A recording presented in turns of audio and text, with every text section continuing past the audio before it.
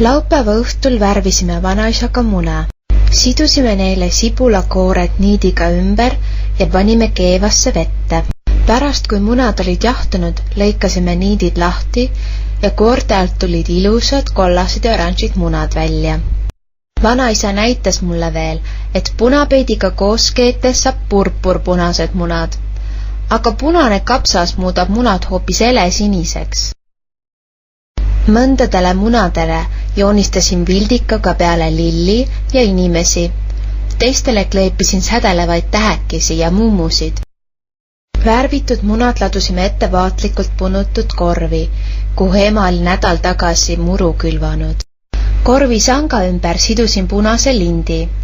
Mulda torkasin mõned lumikellukesed ja nartsissid, mis selle kompositsiooni veelgi kaunimaks tegid. Kui ema õhtu koju jõudis, oli tal mulle üllatus.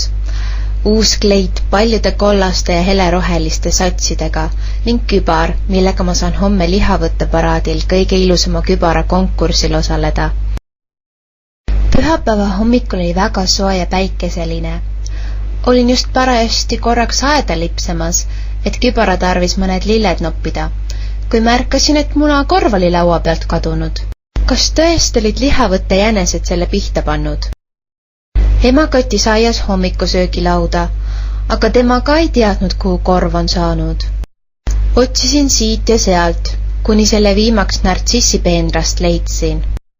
Oi, aga seal olid lisaks nendele munadele, mis me vanaisaga värvisime, palju tillukesi värvilistes paberites šokolaadimune ja suur šokolaadijänes.